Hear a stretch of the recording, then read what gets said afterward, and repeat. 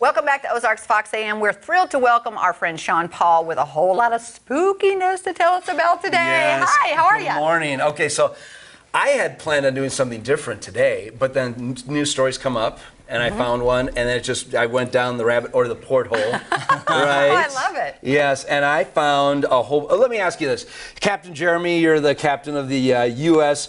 Ozarks Fox AM yacht, and we're all at sea, and we see a ship on the horizon, and you ask, you try and hail them on the radio. No response. It gets closer. No response. Maybe First Mate Kelly takes a look with her binoculars or a telescope. No visible signs of life on the ship. How would you proceed, Captain? I would say, finders, keepers, losers, weepers. It's my ship now. Well, No, he would say, Kelly, get off on the ship and see if there's anybody there. right, he'd dispatch you. That's right. Yeah, you'd send somebody else in to go exploring, right? Would you? I would. Yeah. But you know what? Your initial reaction is what a lot of sailors think. That's their mentality because they want salvage rights. If they encounter a ghost ship, okay? look at that. Now I have 5 different stories here, and they're all very different, but they all have the same outcome, and it's a floating, lifeless derelict, and they all have stories. Okay. So we are counting down the 5 most mysterious ghost ships that I could find stories on. And spoiler alert, the number one, the last one, is not so much a ship as it is a fleet of ghost ships. Okay. How's that for baiting them? Yeah. Right? All right. So one of the most famous ghost ships of all time was the Mary Celeste. And she comes out of 1872. In fact, Sir Arthur Conan Doyle, who wrote Sherlock Holmes books, wrote a story about this. He's been in the X-Files and a lot of other shows. A very famous one, all right? Basically, it's a ship that was taking a shipment of denaturalized alcohol. And big shipment, right? And a Canadian captain, like you just said, found it adrift in the Atlantic Ocean. No sign of the captain or his wife or their baby or the crew. None of them were there. Weird. Yet the crew, the cargo was still all intact. So it's not like piracy where they looted the ship.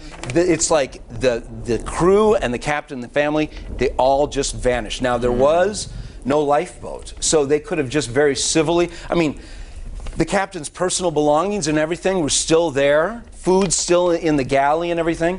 So what happened? They have 3 theories. Are you ready? Yeah. Okay. So the first theory is that the denaturalized alcohol, there were fumes and they wanted to get away from it. So what they were going to do is get themselves into the lifeboat and trail behind it until the fumes cleared, and then they were going to get back on, and then the rope broke. Oh, okay. Oh. Can you imagine? You just watch your ship just sailing away, and there you are. That's kind of Very plausible, though. Yeah. Yes, and that's actually another one would be a water spout.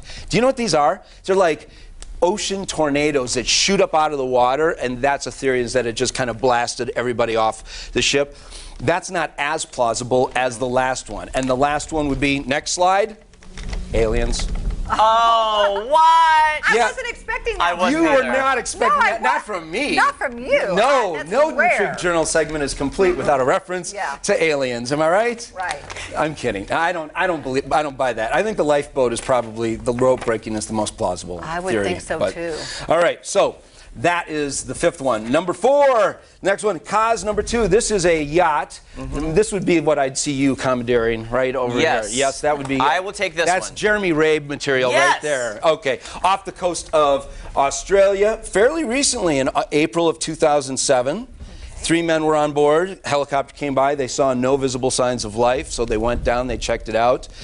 Food was on the table. Everything was still in place. There was a laptop still powered up. Gas in the engines. It was just going along. Nobody there. You know, there's a lot of sharks in Australia. Maybe they went for a swim. And they were very close to the Great Barrier Reef. I'm just saying. She's just saying. So the sharks jumped on board, cleared the decks. Oh, they went for a swim. Oh, they went for a swim. Yeah. All of them, and they died. I think you just solved the case there, Kelly. I think I may have. I had pirates, and then the other theory was one man fell over, and the other 2 actually fell in trying to save him. Oh, that could have but happened. the life jackets were still there, and there was still a small boat, so maybe it was the sharks. And then the sharks got all of them. Yeah. Yep. That could Or happen. an octopus. Case closed, I know. right? Detective Smith. You should have called me. All right, what's next, Jean-Paul? Okay. Bachimo, an Alaskan. Really? Okay, I got to blast through this. Here's the next one, the Bachimo. Oh yeah, this is the crew that disappeared. I'm next, so sorry, fellas. We we got to move on. Though. Rest in All right. peace. This is the Bachimo. Is kind of an Alaskan legend. All right, and this was back in the 30s. Got locked up in the ice. Next slide. What does that look like when the Bachimo gets trapped in the ice? And so the captains, they went ashore, or no, they just crawled onto the ice, made a little base camp, and then there was a blizzard. When they came back, their boat had broken free and dislodged itself and was gone. And they thought that it had sank. But the Eskimos, the Inuit Indians, said that they saw it, reported seeing it over a course of 30 years. It became this Alaskan legend. Some people actually caught up with it and boarded it, but they weren't able to salvage it. So that's an Alaskan legend. Number two. Oh, I want to set this up by watching a video. All right. So this do we have the video ready? Okay. Okay. This is. Last month, I was out in the middle of the strait when I came across this. Congratulations. You found a boat in the middle of the ocean. What do you think a ship like this could be worth? Depends on if we have the right to salvage it. I do know one thing. Sea gives you an opportunity, you take it. Yo, Murph, I think you should get up here. It's an ocean liner. It's the Antonio Graza. Any sign of what might have happened? Nothing. No passengers. No crew. No captain. No mention of anything in the ship's log. What do you make of that? A ghost ship. Is this based on a true story? No. Oh. You know what? That movie was made a year before this ship was built. The Sam Antaguli. It was from Indonesia. All right. And after 9 years of sailing around the ocean, just disappeared. Disappeared. Wasn't seen for 9 years, and when they finally found it, it just last year drifted ashore in Myanmar, and completely empty. They found a couple of tow lines. Somebody tried to do exactly that: tow it to shore and take it to a salvage yard. Wow. Okay, last one. Last Yes, one. last The one. fleets. Let's go to the last one. Okay. All right, we got another slide to go through, but we want to see North Korean fishing boats. This is the story that actually inspired me to do this. Every year, dozens of these poor boats are washing ashore in Japan.